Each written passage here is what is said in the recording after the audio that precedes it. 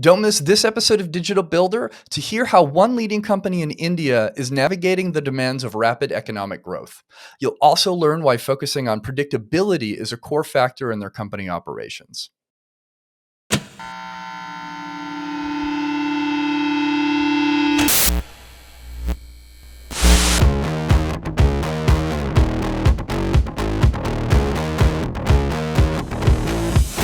Yeah. You're listening to Autodesk's Digital Builder Podcast, a show that inspires construction professionals to innovate and use technology to improve how they build our world. I'm Eric Thomas, and I've been working in construction for nearly a decade.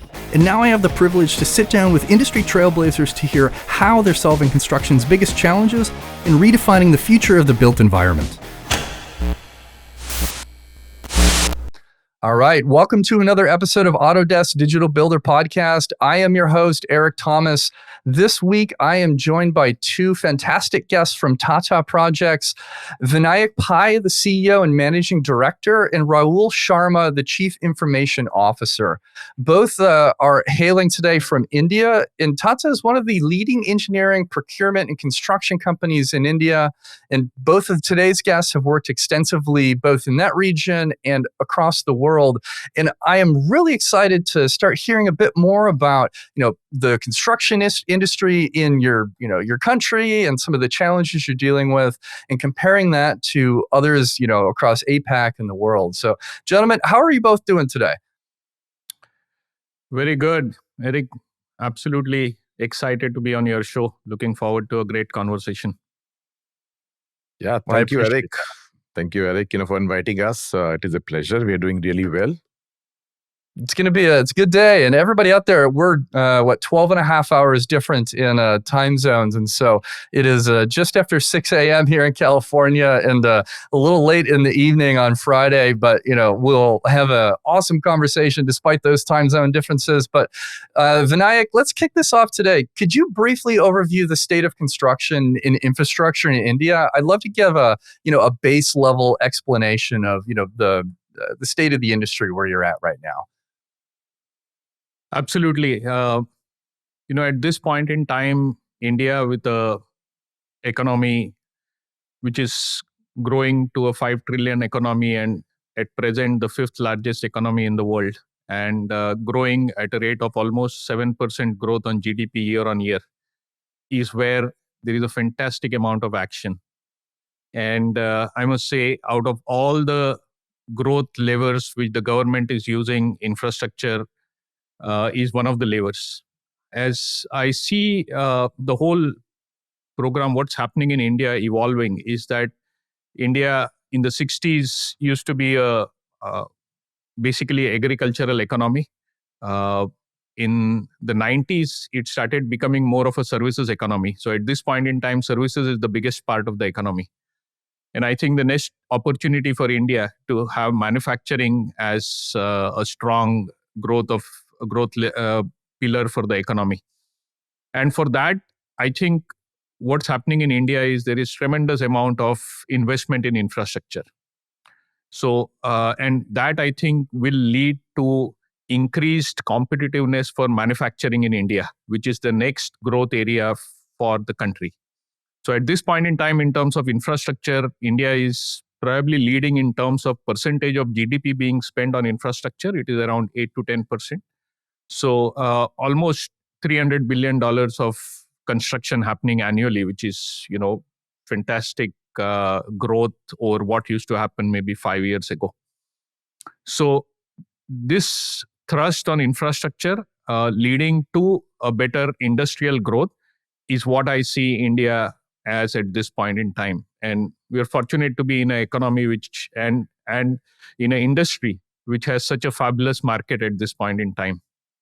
And in terms of manufacturing, you'll see there are big plans for both Indian and global players in things like emerging technologies in, electrolyzers, fuel cell, battery and battery material manufacturing, gigafactories for that coming up. And at the same time, the India semiconductor mission, which is driving huge amount of growth in India, becoming a very competitive landscape for electronics and semiconductor manufacturing. So I think that's the big picture of what's happening in India in terms of the construction and the overall economy. And it's a huge moment right now, and I know a lot of other regions are having very focused investments in infrastructure. Like in the United States, we just passed the Infrastructure and Jobs Act, the IIJA, and so there's a big look at that. But I'm hearing a lot of people speaking about the manufacturing boom as well, and it's not just India that's experiencing that, but we're in a really unique position too, as manufacturing construction continue to converge and bring those overlaps and applying some of the methodologies our manufacturing friends have benefited from for years and years and applying them to our construction projects. It's a really fantastic opportunity to streamline the way we build and continue improving just how we deliver these projects. I'm encouraged to hear that the infrastructure push is so meaningful. I think it makes sense, of course, given the growth metrics that you just shared, both in the population and just the needs of your economy. So it's an exciting moment in time. And Rahul, to kind of compare it with that, I'd be interested in hearing more about how the technology is being deployed on a typical construction project in India. And then afterwards, I'd like to hear a little bit about how that compares with what you're doing at Tata Projects. I think technology, that's a great question, because technology is something which is construction is catching up. I would say that we are still not where manufacturing could be, but we are catching up really fast. So in terms of technologies, basic technologies like BIM, building information models, AR, VR, AI cameras, drones, these are being deployed practically on most of the project sites. However, they may not be that integrated, what a manufacturing may do that. So, but basic information is already there. And second is the adoption also. Sometimes we use technology, but it may not be helping us in a manner it should help, or it should, benefit us. So it works both ways. And there are pockets of excellence, I would say. There's some construction projects, it depends on whether it's a linear project, vertical project, or a plant or a factory. I would say the plants and factories may be more matured than the vertical, and the linear may come last due to the kind of technology what we deploy there. But still, a lot of things to catch up. But a lot of work is going on, and the good thing is that the resources on the project which are working, they are, the mix is changing and they want to adopt technology. They're very keen, but everybody wants to have a perfect technology. So perfection may take some more time. That's what I think we all are trying to battle with, how to make it more perfect. And it's a common challenge that I think anybody is experiencing, regardless of where they're at. But you make such a fantastic point in that the deployment of technology needs to be very focused and intentional. And I've learned more and more as I speak to other leaders like yourselves that if it's not deployed deliberately and thoughtfully, especially in the field, like technology can even further burden our teams because we haven't thought through what that process looks like and how it actually impacts their workflows. We had this crazy moment where the industry did not innovate and apply new technology for a long time. And we've had this abrupt hockey stick curve where the amount of tools available to us made for the industry increased at a pace nobody, I think, anticipated. And it's a matter of getting out of the decision paralysis and figuring out which of these are going to impact our teams in a beneficial way and start kind of, iterating on our technology stack in a very thoughtful fashion. So I'd like to hear a little bit more about how your own tech stack at Tata Projects compares to that typical deployment. What are you most excited about with your tech deployment these days? So I think, the whole industry, and especially, maybe we would like to be more front runners and along with the industry together, is trying to convert from a conventional project delivery to a digital project delivery. And while we move to digital project delivery, it's very important that our digital core is set up properly, because many times we try to drive solutions which are in isolation, and the digital core is not set up properly. I think our tech stack at Tata Projects, we are trying to build that digital core and very holistic, so that on top of it, we can build technologies and add more things. Because the engineering models, how we can straight away take the bill of quantities straight to my ERPs, basic things are missing at times. So that is what we are trying to do.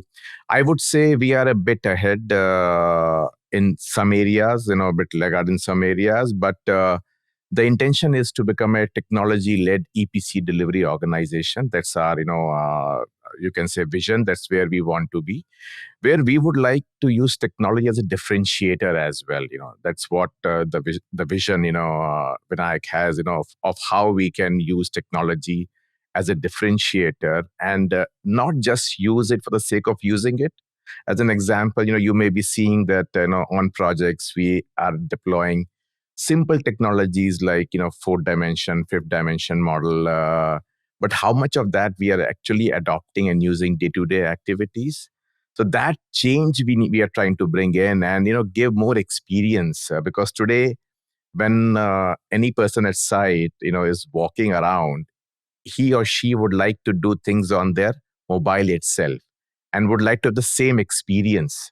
So that's why, we are trying to build that digital core for us, which can help us to give the employees, the partners, the stakeholders a very similar experience, what they intend to get. So that's where we are trying to go. So I would say we are a reasonably better in technology usage. And we have demonstrated that in multiple projects, what we are executing today.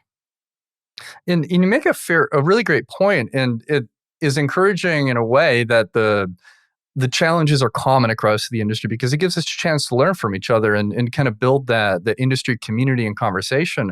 But the alignment on a central platform or core focus for how you deploy your technology is becoming increasingly important. And especially in the days where a new text piece, either hardware or software, comes out seemingly every other week now, it's important to make sure that those all integrate in a really thoughtful way too, because as you alluded to a moment ago, if you have all of these disparate tech solutions that are siloed off, you haven't really helped anybody because they have to manually move that data from place to place. And so while you might have more enriched data, you still created a laborious manual process to, bring that into something that you can, analyze that data and make those conversations more meaningful. I think today construction companies are more and more becoming both technology companies and information companies because of the way we build in the information that technology actually offers. Vinayak, I'd be curious if you have any other thoughts on technology as well before we jump into some other points for our combo today. No, I think Rahul gave a high-level snapshot. I'll just also probably like to add that as we make technology choices at Tata Projects, we always look at three filters. Yeah, one is whether it is integrated. As Rahul also mentioned, that to have an individual technology, and unless it's part of a whole stack, it doesn't get us the outcomes we want. The second filter we put is it going to change outcomes? The technology for the sake of technology has no real benefits unless you see a different outcome in terms of either better safety, better predictability of projects, faster projects. So what is the outcome we expect to change by using this technology, and how are we tracking on that? And finally, I think that most corporations make mistake of looking at technology as a cost and evaluating the cost benefit endlessly of technology. We of course do that. We look at cost benefit, but we also look at the cost avoidance concept. That if you actually don't use this technology, you will be incurring some cost which you can't see today, which you can avoid by using technology. So when we put these filters, our decisions on technologies generally are pretty good and spot on. And it all really does start to come together at that point too, because there's so many angles of differentiation to consider within technology. And I appreciate you mentioning that, because today you might feel safe. Somebody might feel safe in their tech stack that they have, which is possibly not as future focused as possible. But I think more and more companies are going to start realizing that this is a competitive differentiator. And I think those that aren't building their baseline tech choices today in 5, 10, 15 years are no longer going to be competitive with their other industry players because they simply won't have the ability to deliver things on schedule with the right costs, and they won't have the visibility that the owners expect or should expect. And I think that's just going to continue to increase. And so I appreciate you pointing that out. It's not just a today conversation and how much is this going to impact our revenue this year. This is a next year, 5-year, 10-year, 15-year. And if you have to make those choices today, you have to do them with intention. Otherwise, you're going to have to do a bunch of rework later in how you build out your tech stack. Yeah. But Vanayak, it actually brings me to the next question that I'd love to send your direction.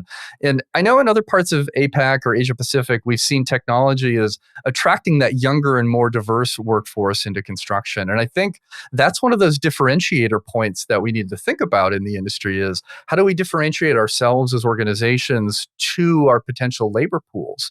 And so I don't think it's any surprise that construction still, of course, more often than not dominated by male, more so than female working out in the field, and this is typical in many regions. Are you seeing a growing number of women entering the workforce in India? And could you tell me more about what the attractors for diversity really look like across your region? I think that's a great question because, typically in the infrastructure industry, diversity is a blind spot for the whole industry, I must say, and more so in India. And that's because of the nature of the work. And we always assume that it's a construction industry. It's not so conducive to a diverse workforce. But we have been changing that. I mean, we are building essentially a lot of young folks. We are bringing them from premier institutes in India. We are almost adding 2 to 3% of our workforce every year through fresh hiring of graduates from, premier institutes like the IITs. And for that, we need to demonstrate what we are doing in terms of technology. Otherwise, we will never be able to attract the type of resources we are doing and successfully training them and upskilling them. So that's the imperative. The second is the gender diversity. And I think that needs a huge commitment. We have made a huge commitment by having our senior leadership team have 30% diversity, which is unheard of, at least in these parts of the world. You have to make a commitment at the top to really drive it through the organization and then run meaningful programs which can improve the whole culture in the organization related to diversity. And we were very fortunate to have a project where we essentially had all women construction leadership team, which was overseeing a project. Fantastic outcomes, no wonder. But we made that commitment and we were amazed at what that team could do. And that now sort of in the organization resonates very well with everyone. And then you build that culture of inclusion and diversity. I love the fact that you have this project that is exclusively women in the leadership team, and I'm curious. I'd love to hear more about that. But all the points you're sharing here about the intentionality is important, and there should be a swear jar on my desk. I joke about this a lot because I say that word often on Digital Builder, and that's very much on purpose because with changes like we're talking about here that are broader than just one company or one part of the construction industry, we really have to be intentional in changing some of these perceptions, both in how our companies function and recruit and staff. But I think that really gets to the root of the challenge in that construction has a not great perception, unfortunately, in a lot of regions. And I don't blame them because for many years it wasn't an advanced technology focused industry. For many years it wasn't being very inclusive, and that's changing.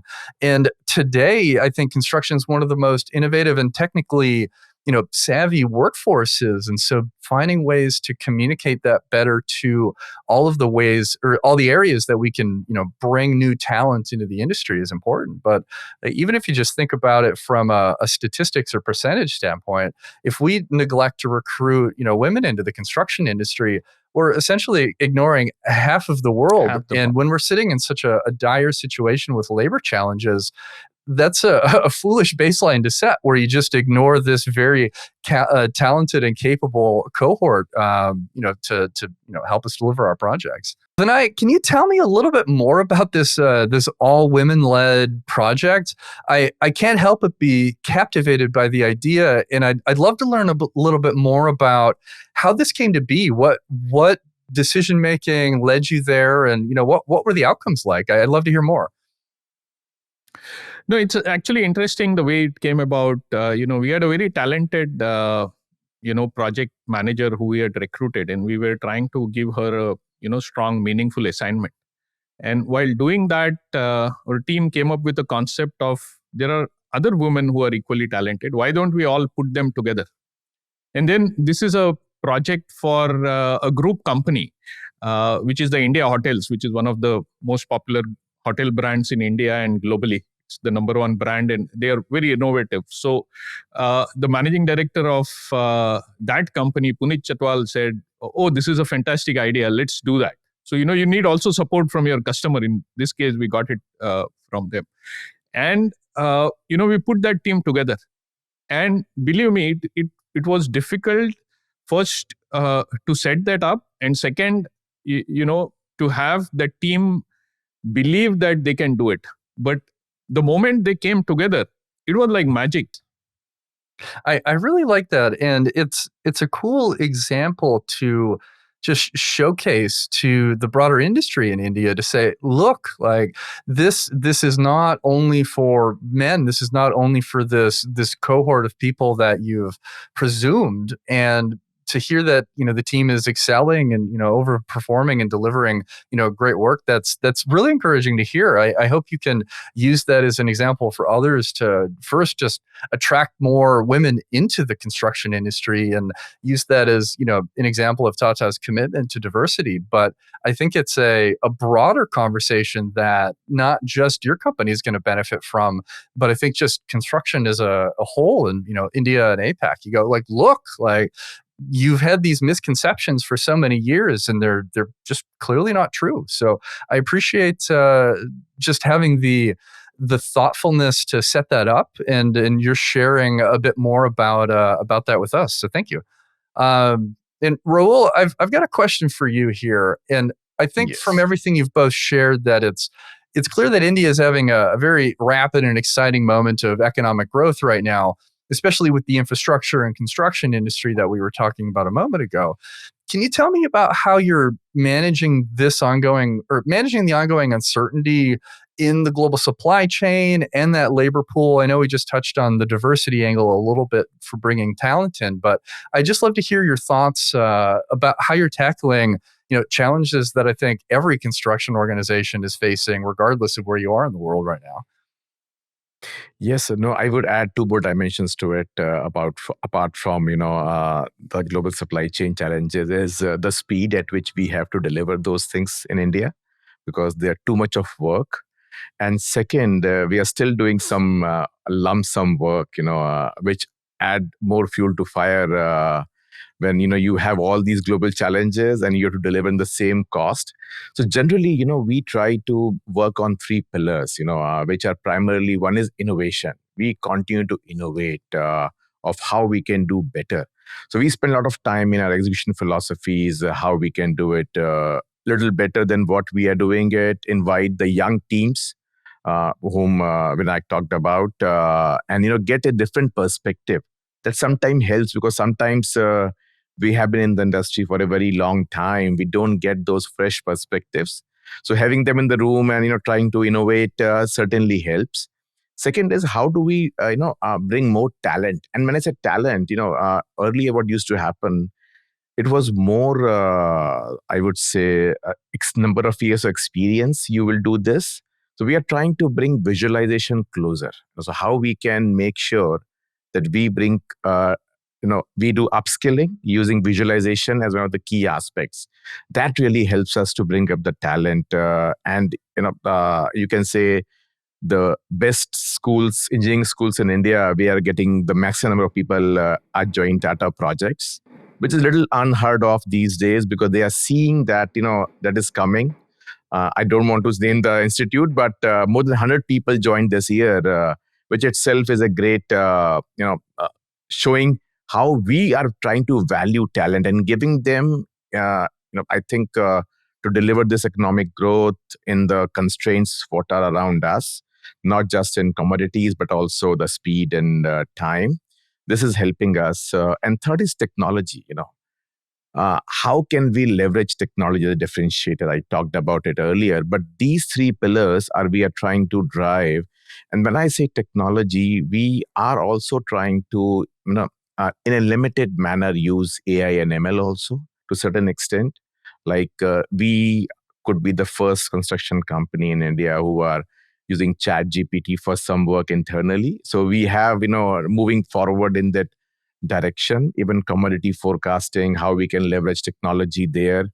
We are trying to do some basic steps, may not be completely integrated, but still that, keep people on toes, and keeps helping us and make us more agile, even to the extent possible in some cases, and a few cases which are large projects. We even use Scrum, which are maybe unheard of in a construction industry. How can you use the Scrum in a construction industry? So these things are happening, I would say, in isolation, but we are trying to stay afloat with this fast-paced growth by using innovation, talent, and technology all blended together. And I love the very deliberate focus you have there with those three pillars, and you make an astute point of how challenging, especially hard bid or lump sum projects are right now, when your material price goes up by 3x from when you delivered your bid to today. Where do you find opportunities to save cost and reduce your schedule delivery times? And it's crazy, even in the 10 years or so that I've been touching the construction industry, at how much we've accelerated the expectations for project delivery now. I think the days of that slow design, bid, build, everybody finishes their package before handing over to the next team are very quickly going away, both in that's not really a great environment to innovate, but it's also not a delivery method that allows people to meet these schedule expectations that our owners of today actually have. And so you really need to think about what levers you can use to impact all of these challenges. And I think as an industry, we're beholden to some problems that many of us can't necessarily can control. Of course, if your material pricing goes up by 3x, unless you've warehoused all of that and already bought it, you're beholden to that new price. But you can control the technology you choose to use. You can control your focus on innovation and talent. And even things like Chat GPT, I've heard people using them to create their toolbox talks in the morning, and just saving time. And I think anything that allows us to save time right now saves us money, and it also lets our teams go home, in 8 hours instead of 10 or 12 when the schedules are really out of hand. Absolutely. No, I think, just want to add one more point which Vinayak mentioned, cost avoidance. We're also looking at that in a large way. That is also helping us, to control some things, try to be a little bit more conservative and do a more detailed planning and focusing on forecasting. I think that is what is helping us trying to stay afloat there as well. Vinayak, I'm curious both. I think we've talked about how you're finding some of this new talent and new workers in this competitive environment, but how are you ensuring that they have the necessary skills to get the job done, especially when all of these expectations we've been talking about are so high and our schedules are so short in duration? Like, how do you make sure people are prepared to step foot on the project site? Yeah, I mean, it is indeed a problem, especially in India now with all the level of construction activity happening across the country. There is a definite shortage of skill set and labor force. Because as the economy grows, the labor force also has other options to pursue, like e-commerce is a big competitor for lower skill sets, which we see at sites. So people migrate towards that. which is not such a harsh environment as on a construction site. So we are seeing that dynamic, and we are seeing a shortage of labor like never before. And I think for us, one is to look at technology, what we can do in technology to improve productivity so that, we can make do with, lesser number of resources at site. How can we do modularization, precast, prefab, put that into our project delivery so you can have lesser number of resources at site, safer work sites, but have the same schedule to meet. And then the whole skill development, because on one hand you use technology, but at the other hand there is a worry that when technology comes, it will take away jobs. So how do we ensure that while doing that we upskill people, so rather than thinking of losing their job, they actually get fresh and exciting opportunities to do. So we run skill development programs, and we actually go to places where the skills are available, because in India the the skilled workmen are very mobile, so they might come from the eastern part of the country and be working in the southern part of the country. So we actually run skill development workshops in the four corners of the country and in the middle of the country, so that we can address a bigger pool and upgrade the skills and give them a much higher ability to have a better life. And I'm encouraged to hear that your organization is more focused on things like prefabrication and modular construction.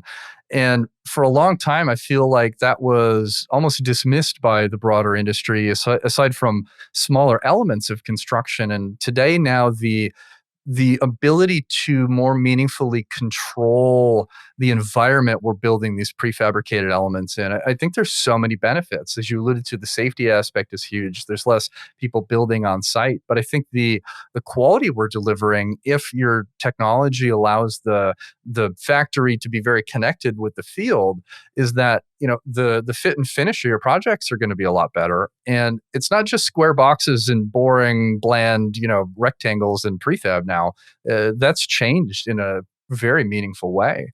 But I'm also encouraged to hear the upskilling conversation we're having too, because I think that's a way that we can showcase that there is opportunity within the construction industry, but also, especially in such a competitive environment, the more that we can do to both train our existing workforce and also showcase that we're here to take care of them, they're going to stick around too, because attrition is a huge issue when you have labor shortages, not just finding new people. You got to make sure that you're doing right by those people so they stick around. And so I think this is a great way to do that. And Rahul, I know you were talking about training a little bit earlier, and I'd be curious if you have any thoughts alongside what Vanayak has just shared as far as how your training programs are structured. So can you tell me a bit more, like how are you actually tackling that training, retaining, and upskilling conversation from the technology side, especially?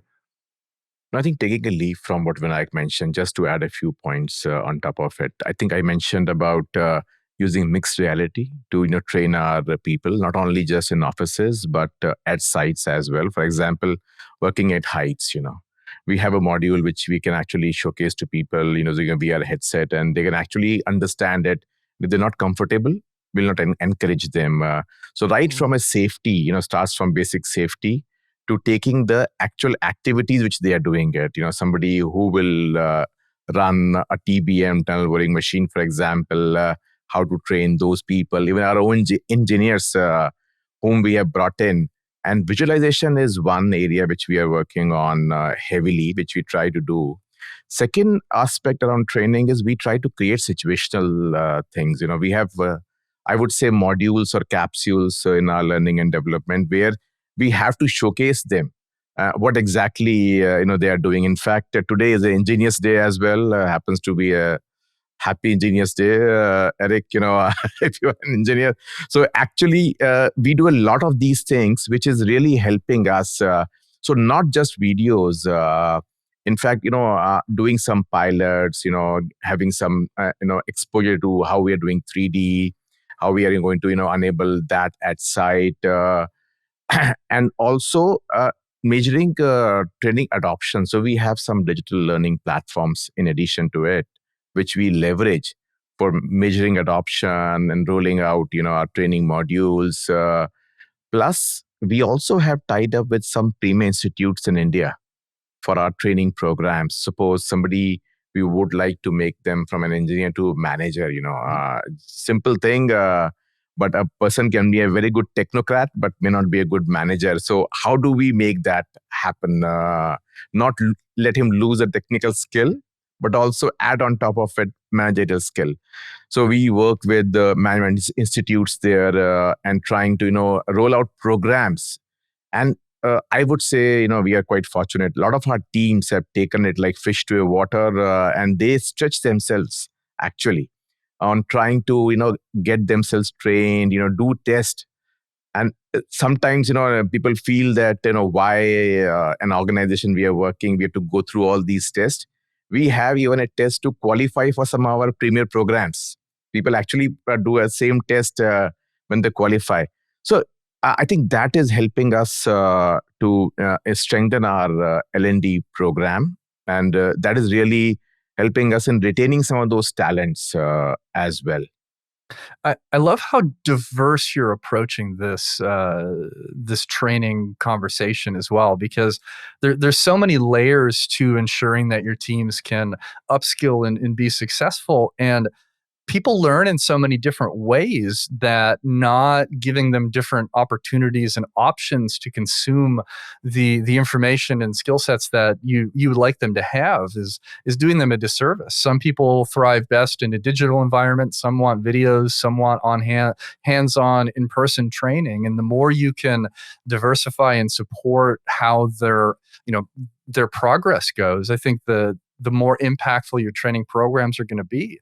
And I chuckled a little bit at a moment because you said that not all managers move from a technical position to being a manager smoothly. And that's a very true statement, where you see time and time again, somebody may get promoted one step above where they've been trained to be successful. And I think you're doing your teams a really great service in that you are ensuring that if they become a manager of people from an individual contributor, you're giving them the right training to do that successfully. And I think a lot of organizations don't have that consideration.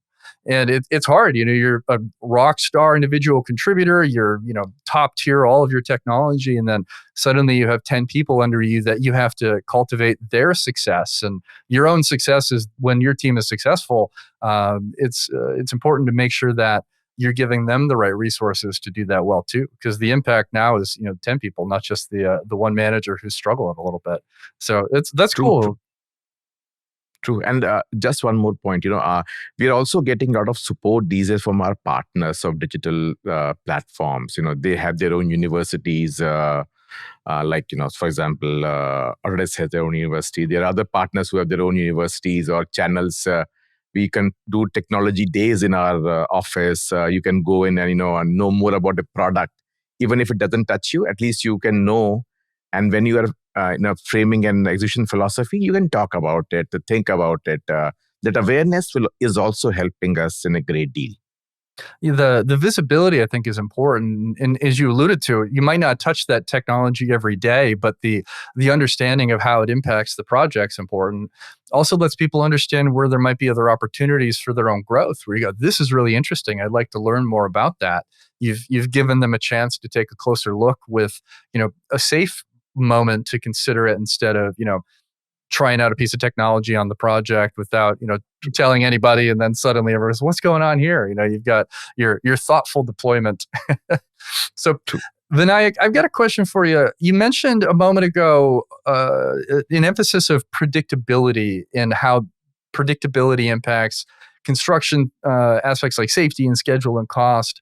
And when we initially met, you were speaking about this at length. So I really want to hear a bit more, because what you're sharing was pretty interesting. But could you elaborate further on what that theme of predictability means from your perspective, and what your team is doing to deliver more predictable projects, especially amidst all of this uncertainty? So when we articulated our vision for the organization. It said delivering predictable projects through innovation, predictable and sustainable projects through innovation and technology.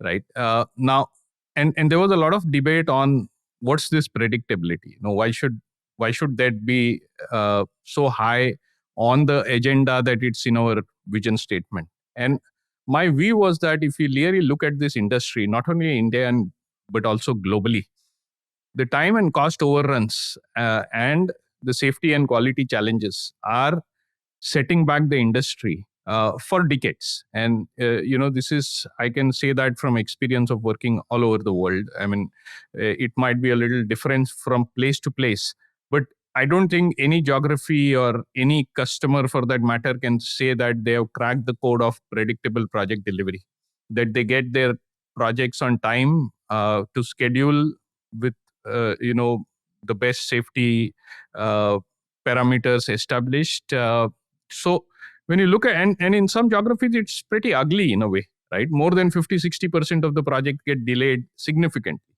And that's a big drain on the economy as well as on the industry. I mean, when there is lack of predictability, it drains so much of resources, both monetary and otherwise, of both the customers as well as the contractors.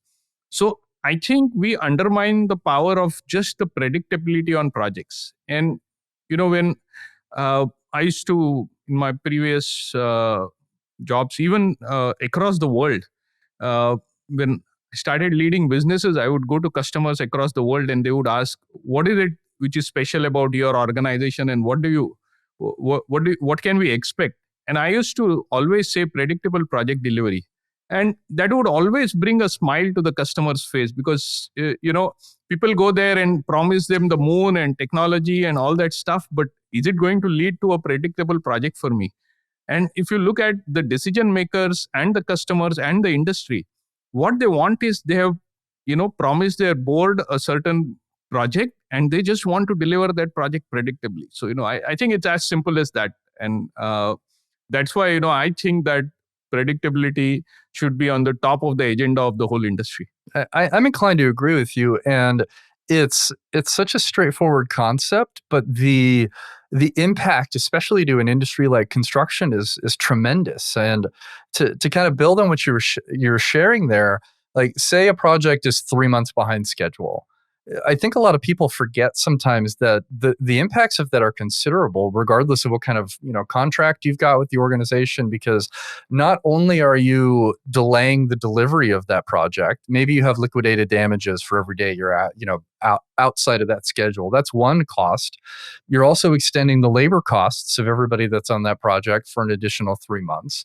But you're also taking your executive team's attention away from the new project that they wanted to go move to. Your resourcing was supposed to be committed to a new, building or facility or something like that. And now you have to keep that there. You might delay the start of another project, and the cascade effect is huge. And so now you've got an unhappy owner. You're impacting your relationship with them, especially if you work with them regularly. And so I think that predictable focus, even though it's such some people might call it an obvious concept, is paramount to a construction company being a successful one, especially when we have so much uncertainty right now. So I appreciate that focus, and I think it makes sense to have at that that mission level statement. So I appreciate you sharing some more context there. So Rahul, and I know both you and Vanayak have both worked in many different countries and many different regions. And since our audience here at Digital Builder is a global one, I'd be interested to hear what both of you think, what others in different regions might learn from this both period of rapid growth in India and start applying to their own projects, especially within the realm of mega projects and other large infrastructure, initiatives.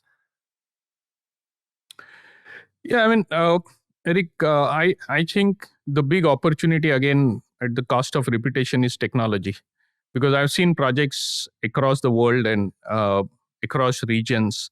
The adoption of technology, again, is in packets or pockets. It's never integrated. But at this point in time, we see a huge opportunity because most of the technology companies who support the construction industry have now not only a design center but also an innovation and technology center in India. And then there is a possibility that we work together and quickly adopt this on projects which are on the ground today in India. And if we can generate that interest and generate that outcome and differentiation based on this, it can be replicated globally.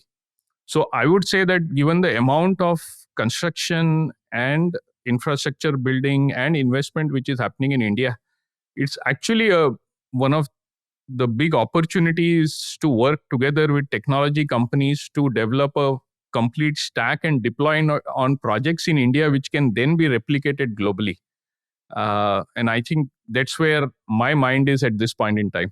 I love that perspective. And I think the technology companies, like Autodesk and many others, those that really meaningfully develop the relationships like you're speaking about right now are the organizations that are going to be successful. And so, I appreciate our customer success team and our engineering and R&D organizations at Autodesk. And I don't speak about Autodesk very often on the show, but the relationships we have with the industry are paramount in delivering successful products that meet the needs of today and tomorrow and the future. And without that relationship versus being simply a technology vendor, regardless of what organization you're talking about, that's the key element of success here. It's everything is so complex now, and the technology is so critical to delivering within these conditions that I think we'd be remiss to not focus on those innovation centers you're speaking of and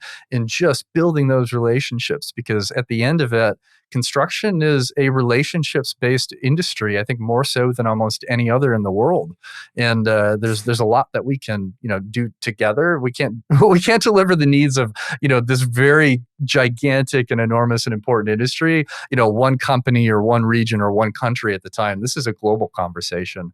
And Rahul, I'd love to hear your thoughts here too, both on the, just what can be learned both within the realm of technology or tied to the rapid growth that India is having. Is there anything you'd like to share with everybody out there? No, I think Vinayak covered it really well. I would just add a few pointers. I think a few things, the speed at which we are doing it in India, I think those models will be really useful because there will be a combination of a right execution philosophy. I still feel that, we keep talking about digital project delivery, but still doesn't exist, in mega projects particularly. So the way the use cases, as we call it in our technology framework, can be made available from India in a very large way. Because one thing is creating mega projects. Second is changing, because say for example in West there's a very large airport which is already there as an example. Now it has to be done because it's aging infrastructure, redone.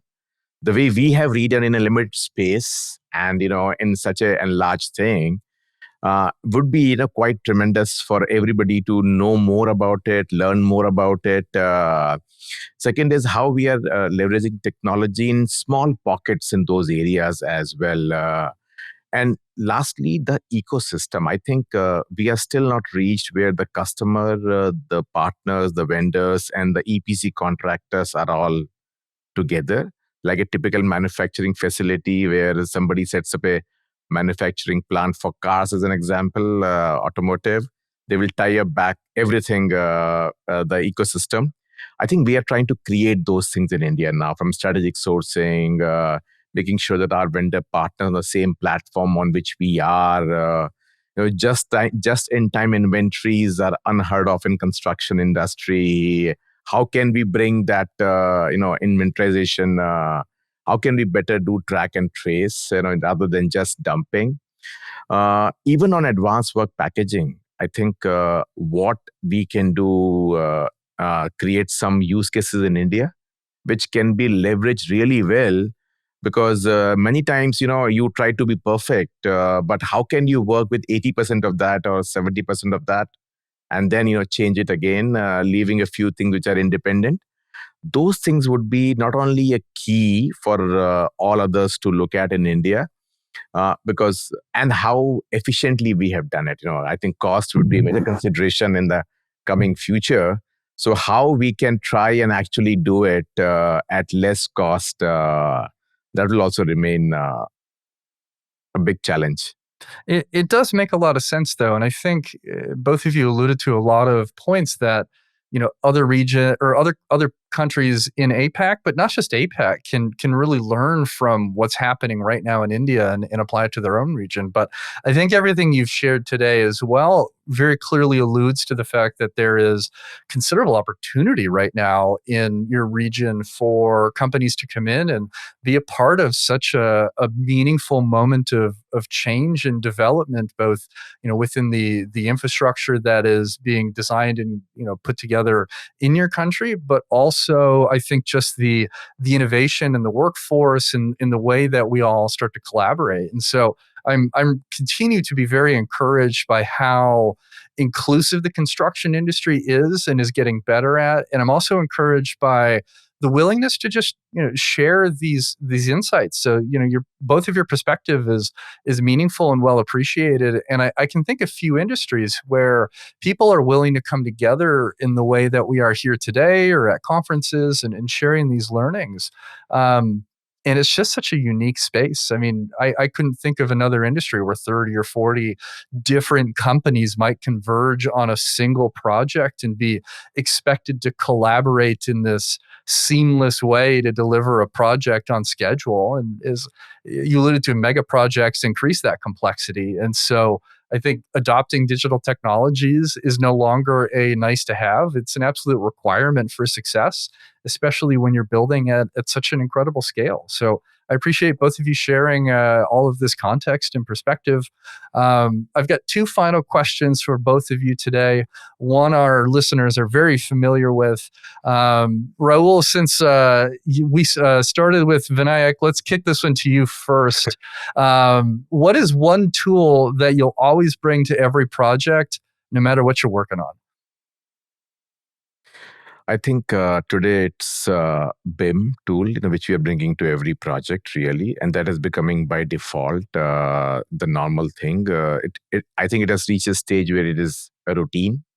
So that's one. 3D modeling is one tool which is practically being brought to every project. I like it. And I think you're absolutely right. It's no longer a nice to have. But I think the crazy thing about BIM today is we're finally at that moment that everybody talked about 15 years ago, where the data within the BIM model is something that moves through the entire life cycle of construction. It's not just, all right, we've built this in BIM and then we go out and build and we never look at this again. This is a living and breathing tool that we have. And I think now the realm of digital twins is becoming even more meaningful and feasible based on the technology we have. And so I love that. I'm glad to hear it's a focus and a starting point and not a secondary nice to have as you tackle new projects. Yeah, we call it construction BIM these days. BIM for construction. Really, how can we leverage, to your point? Yeah, it's wild that we can have this visibility, whether it's on a tablet or through VR or AR, where we're able to actually be on site and leveraging this. And it's not just an office tool now. It's really a big part of making sure that everything is constructible and going together the way it's supposed to. So that's cool. I like it. Vinayak, what about you? What's one tool that you would love to bring to every project that you work on? Yeah, I'll give you three. Which is two open ears and one open mind. And with that, you can solve any problem, honestly. I like that too. And you're absolutely right, especially as a leader like yourself, without the ability to step back and really think about what you're being told and what's being shared with you, it's going to be a challenge to sometimes have some of the meaningful impact that you'd like. But I think the other edge of that, and it's something I'm seeing more and more in our leaders today, is the willingness to listen and learn and creating this safe environment to share that feedback. Because I've seen and been in too many bid reviews or done project sites where there was a a bit more of a punitive environment as far as bringing bad news to the table. And today, especially with the schedules that we've been talking about being shortened, to hold back bad news on a project or information, I think it has the even more impact in a negative way than we might have had historically, simply because of the expectations and demands that are placed on our teams. So I love both your answers. I think it's a great coverage point. You encompass a lot of aspects of our industry as leaders at your organizations, and this is encouraging to hear. So Rahul, if anybody out there is listening, would love to reach out and get in touch with you, is there a good way for them to do that? I think LinkedIn was the best way to reach out. Please reach out. Would be happy to provide more information or anything which we can share with. Fantastic. And Vinayak, how about yourself? What's the best way for people to get in touch if they'd like to? Same. I think LinkedIn is pretty much an open platform, and love to hear from anyone who has a question or a comment. Perfect. Well, you know where to find them if you've got any questions. I think there's a lot to be learned from as we think about, not just building within India and broader APAC, but I think this is a global conversation we had. So I appreciate both of you joining me today. Thank you so much. And of course, this has been another episode of Autodesk Digital Builder Podcast. I am your host, Eric Thomas. If you'd like to follow me or reach out to me, you can find me on LinkedIn as well. I am the only Eric Thomas on LinkedIn that works for Autodesk. You can also find me on Twitter at builder_digital, although I guess that's called X now, but I guess it'll probably change again in the next 2 weeks. Who knows what's going on? And finally, I would be a wretched podcast host if I did not ask everybody out there to take a moment to rate our show 5 stars on whatever player you're listening on. It does actually do us a big favor on the back end and boosts us up the charts. So, more and more people can discover the great conversations that we're having. And then finally, we are a video first podcast these days. So if you're listening to us on Spotify or Apple Podcasts, make sure you click the link in the show notes or head over to the Autodesk Construction Cloud YouTube page. That's where you can watch this conversation in real time or check out any of our backlog. There's a whole bunch of great content for you to listen to or watch, depending on how you consume things. And without further ado, goodbye.